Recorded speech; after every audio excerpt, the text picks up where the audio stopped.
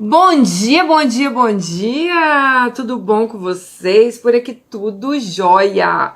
Bem-vindos a mais um vídeo aqui no canal Dani Delanos, mais uma história aqui no nosso quadro Mundo Gringo. Sejam todos bem-vindos. Tá chegando agora, se inscreve no canal, já deixa seu joinha, deixa seu comentário, que vocês sabem que é muito importante pra gente e ajuda muita gente aqui no canal, né? Bora lá pro nosso vídeo de hoje. Gente, sério, o meu irmão falou que ele riu com respeito dessa história. Eu não sei se a gente vai rir, não sei o que vai ser, mas vamos lá. Dani, sou mais uma Alice que desde que conheci seu canal nunca mais deixei de te acompanhar. Adoro ouvir as experiências de vida das Alices que te escrevem. Gosto muito de ouvir as histórias. Geralmente assim que chega para mim as notificações, você já postou, então eu já corro para ouvir. E você acredita que eu não ouço quando meu marido está em casa, porque ele é muito enjoado. E no que depender dele, eu só posso acompanhar canal que não... o marido dela só deixa ela acompanhar canais evangélicos. Ele fala pra mim que o seu canal e outros que ele já me viu assistindo são promíscuos e que não vão me levar à salvação. Já conversei com ele um pouco sobre você e seu trabalho em ajudar mulheres vítimas de violência, mas ele diz que na verdade seu canal tem um sentido contrário, pois você fica dando muito ibope para caso de traições e que não é correto uma mulher serva ficar assistindo canais tipo o seu. Olha só, o marido dela não gosta de mim, gente. Mas quando ele sai para trabalhar, Dani, eu entro no celular e assisto escondida. Eu não concordo com a opinião dele, mas eu prefiro não questionar para evitar desgastes na nossa relação. Pois mesmo a gente sendo casada há pouco tempo, nossa relação não está nada boa, principalmente para mim, e por isso que eu vim até aqui. Bom, o marido dela, então, ele já deve me conhecer um pouco, já deve saber. A relação dela não tá boa, ele já deve estar até com medo do que eu vou falar. Dani, eu nasci e fui criada numa família evangélica. O meu pai, desde que eu tinha 9 anos de idade, se tornou pastor. Primeiro, ele fez um curso de teologia e depois ele se tornou pastor auxiliar da nossa igreja. Depois que ele assumiu como pastor principal numa igreja pequena, ele ficou alguns anos, né? E depois ele se tornou pastor de uma igreja menor. Ele recebeu, então, depois uma proposta para assumir uma igreja maior. Era um salário vantajoso, um número de membros maior. E ele resolveu aceitar esse convite, então nos mudamos de cidade. Quando meu pai nos comunicou que íamos mudar de cidade, eu fiquei triste. Eu tinha 15 anos. Eu estava vivendo uma fase legal da minha vida, eu tinha várias amigas, tanto na igreja quanto na escola. E só quem já se mudou de cidade sabe como é ruim você deixar todos seus amigos e familiares para trás. Eu ainda tentei falar com meus pais para a gente não ir. E meu pai tentar arrumar uma outra igreja na nossa cidade. Mas meus pais nem me ouviram. Na verdade, eu fui criada de uma forma que eu não tinha nem direito a dar minha opinião dentro de casa. Então, cuidado, hein, Alice, porque o que você contou aí no começo, você já não tá podendo dar opinião dentro da sua própria casa também, né? Meu pai e minha mãe sempre deixaram bem claro que enquanto eu e meu irmão estivéssemos debaixo do teto deles, quem mandava na casa era eles e que a gente tinha que acatar todas as ordens deles. Assim que nos mudamos para a nova cidade, tudo se tornou bem difícil para mim. Eu tive que fazer novas amizades na escola e também na igreja. Na escola foi um pouco mais complicado, porque eu sempre fui uma menina muito tímida. Eu nunca tive muitas facilidades para me aproximar dos outros. Então eu passei praticamente um ano letivo inteiro sem fazer amizades na escola. Ainda existia um agravante. Na minha escola tinha poucas meninas evangélicas. E o meu pai e a minha mãe, eles não permitiam que eu fizesse amizades com meninas que não eram da igreja, pois eles falavam que elas eram mundanas. Aliás, Dani, não é que eles não permitiam, mas eles reclamavam. Então eu evitava me aproximar das meninas. Claro, né? Seu pai vai ficar falando mal das meninas. Já na igreja foi mais fácil fazer amizades. Primeiro porque eu não tinha problemas de arrumar amizade ali, pois todo mundo era da igreja. E segundo porque eu era filha do pastor. E sempre existe algum interesse das pessoas em se aproximarem da família pastoral. Só que isso dificulta em saber quem é amigo de verdade. No segundo ano que eu estava morando nessa cidade, eu comecei a gostar de um menino que estudava na minha escola. E eu pensava nesse menino todos os dias. Eu acho que nesse período eu devo ter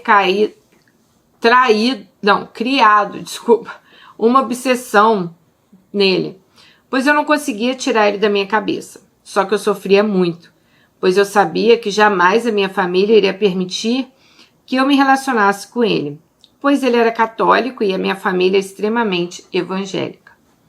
Então eu gostava dele de uma forma platônica e também sigilosa, pois nem para as minhas amigas eu podia contar que eu estava apaixonada por esse menino. Essas minhas amigas, todas elas também eram evangélicas, e eu tinha receio delas ficarem escandalizadas da filha do pastor estar apaixonada por um menino católico. Então, essa minha paixão era um segredo totalmente meu.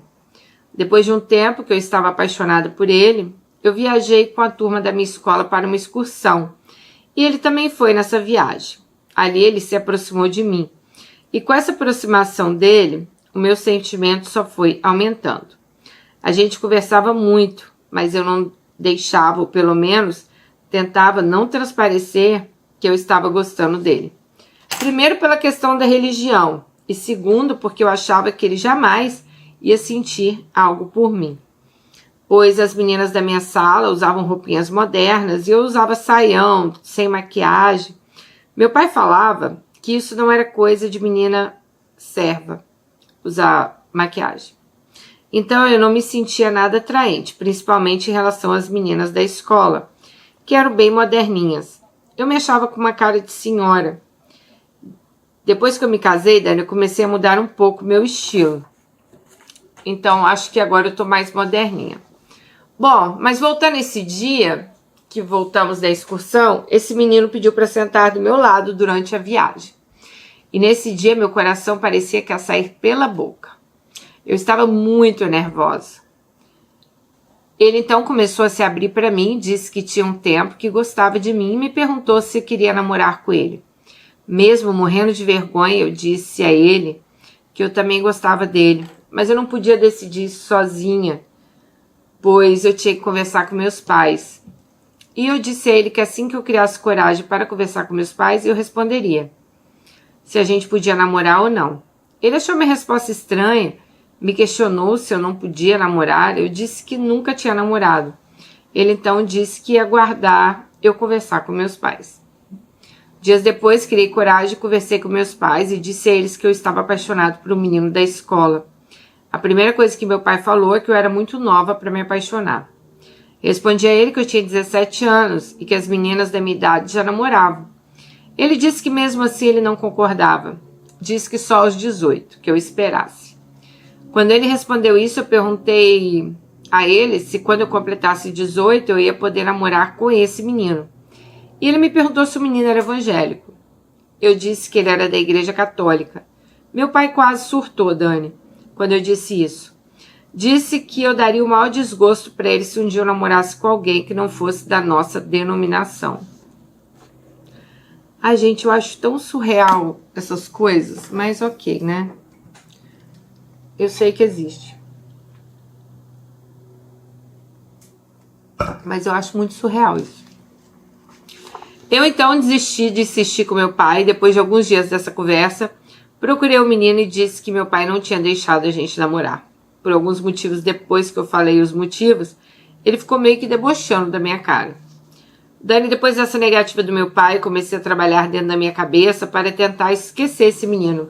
E acabou que deu certo, pois com o passar do tempo fui ficando até chateada com ele, sabe? Ele sempre que tinha oportunidade, ele debochava da minha cara, ficava me chamando de irmã Alice. E depois de um tempo que aconteceu isso, eu comecei a ficar amiga de um outro menino, Gabriel. Gabriel tinha chegado na nossa igreja há pouco tempo, e logo que ele chegou, ele entrou no grupo de música, no qual eu já participava. Ele tem um dom enorme para tocar bateria, e com pouco tempo que ele estava na igreja, ele se tornou o baterista principal do grupo de louvor. Então a gente se via várias vezes na semana. pois o grupo ensaiava 3 vezes na semana à noite, fora os dias do culto. E sempre que acabava o ensaio, ele me dava uma carona no carro dele. O meu pai não implicava de eu pegar carona com ele, pois eu já tinha 18 anos e Gabriel era de uma família bem tradicional na cidade. Eles tinham muitas posses, e assim que a família dele começou a congregar na igreja, meu pai e os pais dele ficaram muito amigos.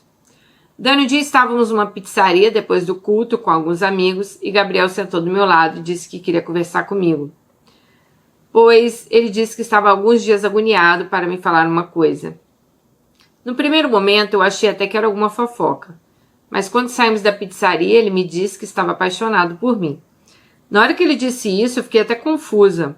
Eu estava gostando dele também, mas longe de estar apaixonada. Mas mesmo assim eu disse a ele que eu gostava dele, mas que eu teria que conversar com meus pais, e Gabriel se prontificou a falar com eles. Então eu cheguei em casa e falei com meu pai que Gabriel queria conversar com ele no outro dia.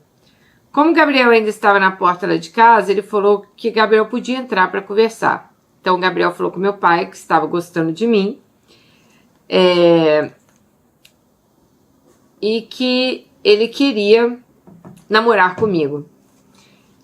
E mesmo sem meu pai perguntar minha opinião, meu pai disse que fazia muito gosto do nosso namoro, que permitiria a gente namorar.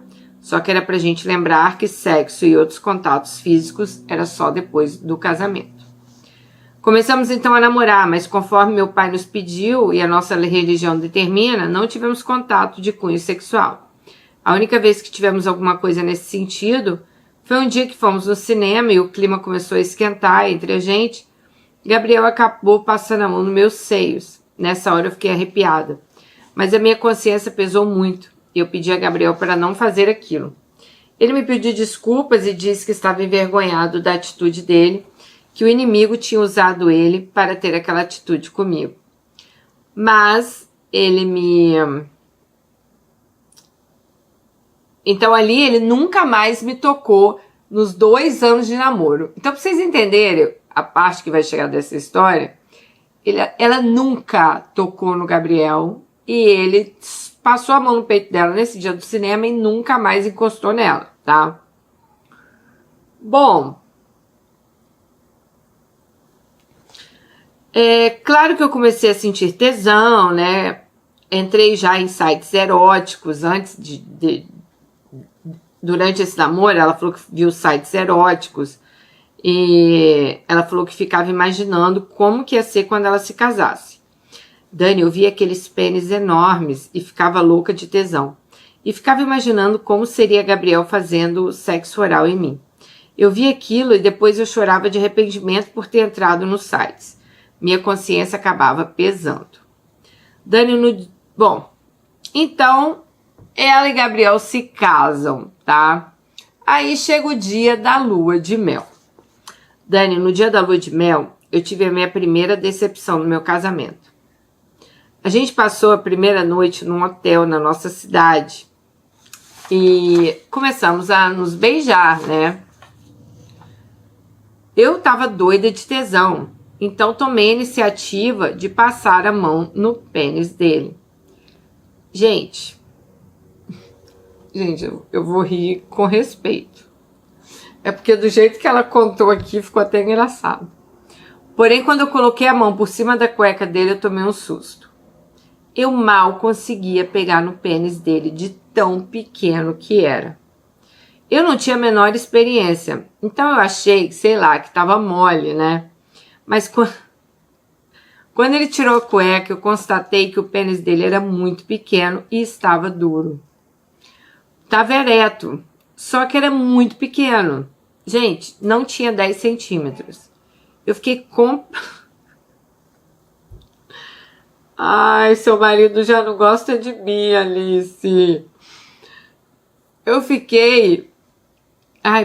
completamente assustada, perplexa. Gabriel me perguntou se tinha acontecido alguma coisa. Eu disse que não, que eu tava meio assim porque eu nunca tinha visto um pênis na minha frente. Então ele voltou a me beijar e depois de um tempo que a gente estava se beijando, eu fiquei embaixo dele e ele começou a tentar transar comigo. Só que Só que o pênis... Ai, gente, desculpa. Ai... Alice, que história que você manda também, porra. Só que o pênis dele não tinha potência para tirar a minha virgindade. E não conseguimos naquele dia. Ele falou que a gente devia tomar um banho e dormir, que tentaríamos novamente no outro dia. Eu acatei e fui dormir completamente frustrada. No outro dia fomos tentar mais uma vez e não conseguimos. Aí eu tive a minha segunda decepção, pois eu estava cheia de vontade dele fazer algo comigo.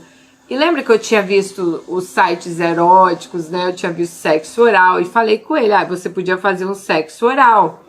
Na mesma hora ele disse de uma forma bem grosseira: você tá louca? Eu não vou fazer isso. Ele falou que nem sabe se era pecado ou não fazer aquilo. Falou que ia conversar com o pastor sobre sexo oral. Gente, o pastor é o pai dela. Ai, gente, quando ele falou que ia conversar com o pastor, eu fiquei nervosa. Eu perguntei a ele se ele ia perguntar ao meu pai se ele podia lamber a minha vagina, já que o pastor dele era meu pai. Ele disse que ia conversar com outro pastor. Mas mesmo assim eu disse que não era legal ele ficar expondo a nossa intimidade para os outros. Gente, eu não aguento vocês, cara. Não é possível. Vocês devem falar, eu vou mandar essa história pra Dani pra ela ficar nervosa. Ele disse que preferia fazer isso do que pecar. Dani, a gente só foi conseguir transar no nosso terceiro dia de lua de mel. Toda a expectativa que eu tinha foi frustrada. Eu não consegui sentir absolutamente nada. Nesse dia e até hoje, quando eu transo com ele, a minha vagina fica extremamente seca. Para ser sincera, esse pênis dele não faz nem cócegas e isso tem me frustrado. Recentemente eu fui numa consulta na minha ginecologista e me abri com ela sobre o tamanho do pênis de Gabriel. Perguntei se aquilo era normal, um pênis de 8 centímetros. Ela me disse que não, que isso é considerado micropênis e que possivelmente está relacionado a fatores genéticos ou algum déficit hormonal. Ela disse que isso não seria motivo de eu não sentir prazer, pois pênis pequeno também possibilita a pessoa que é parceira sentir prazer. E me deu dicas de posições, só que o problema, Dani, é que Gabriel, ele quer transar só na mesma posição. Ele quer sempre que eu fique embaixo e ele em cima. E essa posição não me traz nenhum estímulo. Eu já sugeri a ele para a gente transar em outras posições, pois sem ele saber, eu conversei com o ginecologista e também comecei a ler sobre o assunto. Mas ele não quer. Quer sempre transar na mesma posição. Tem 1 ano que estamos casados e eu não tive coragem de falar para ele que eu nunca gozei com ele, pois eu tenho medo dele ficar chateado. Eu acho que eu não vou ter outra opção, pois ele disse que não é certo ele me chupar. Ele também nunca pediu para eu chupar ele, mas também vou ser sincera, eu não tenho nem vontade. Aquele pênis dele é muito estranho, eu não sei se eu teria coragem de botar na minha boca, mesmo se ele pedisse. Mas, vamos lá, eu tento dar soluções para ele, mas ele não aceita. Dani, eu tô muito frustrada no meu casamento, eu não sei o que fazer, não tenho coragem de falar com ele para procurar um tratamento, para aumentar talvez o tamanho do pênis.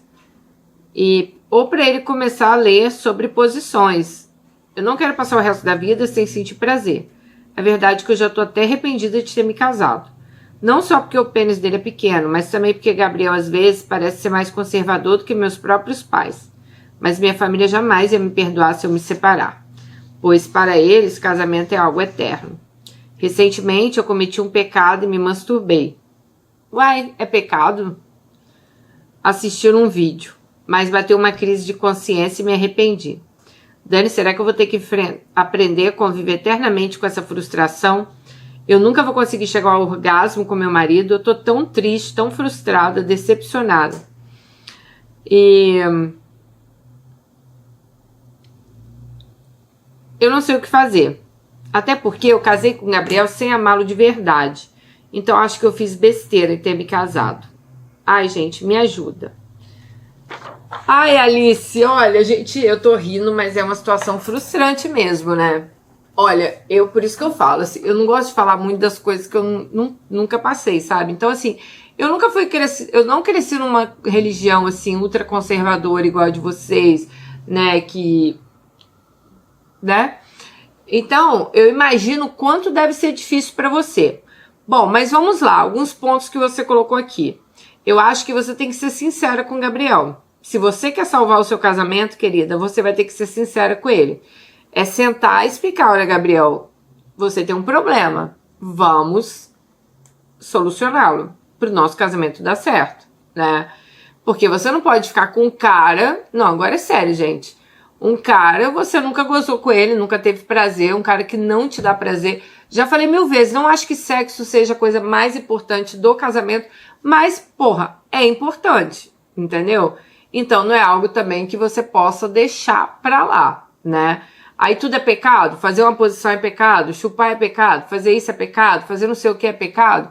Então, assim, sei lá, eu acho que você tem que conversar. Foi legal você se abrir com a sua ginecologista, talvez seria legal até se você tivesse uma psicóloga, se abrisse com ela pudesse também te ajudar aí nisso, né? Eu acho que tem a questão da religião que vai atrapalhar um pouco aí todo esse entendimento aí de Gabriel, mas eu acho que você tem que tentar. É aquela coisa, antes da gente desistir, a gente tem que tentar de tudo. A questão, né, eu não tô falando que você vai chegar a isso, mas a questão da separação, minha família nunca iria aceitar. Gente, sério, eu acho que se assim, pensa assim, se não der certo, não tem outra opção. Muitas mulheres aqui de religiões assim conservadoras já escreveram aqui no canal, sofreram anos e anos e anos e anos apanhando isso e aquilo, sem estar felizes. Por quê? Por causa dessa coisa aí, dessa dogma aí que ai, a gente não pode separar, casou é pra vida toda, meus pais não aceitam. Querida, Deus não aceita você ser infeliz, tá? Então, assim, não existe isso, né? Eu sei que você foi criada dentro dessa religião, eu sei que é difícil talvez pra vocês, mas, gente, não existe isso. Se você não tá feliz, se você já tentou tudo, e eu acho que até o próprio Gabriel, se ele não quiser aí, né, te ajudar, vai ser ruim pra ele, né? Porque eu já sei até o que vai acontecer nessa história, vocês também, né? Então, assim, eu acho que você teria que ter uma conversa com ele, mas uma conversa, assim, séria mesmo, sabe? Falando, olha, você tem um problema. Você já percebeu isso? Porque talvez ele nem saiba. Sei lá, gente, talvez ele não saiba. Como ele foi um menino também criado dentro da igreja, né? Talvez ele não faça ideia, sabe? Pode acontecer. Então, assim, converse com ele, né? Olha, você tem um problema, eu sou sua esposa, e eu acho que a gente tem que resolver. Se a gente vai ficar junto aí por muitos anos, o resto da vida, igual vocês falam, né? Que na igreja não pode separar. Então, eu acho que esse problema tem que ser resolvido. E isso, cara, não tem outro jeito, Alice. Você vai ter que falar sério com ele. Não tem como. Eu, assim, no começo da história ali, já me assusta um pouco o Gabriel, né? Não tô nem falando do meu canal, não, mas você só pode ver canais religiosos, você só...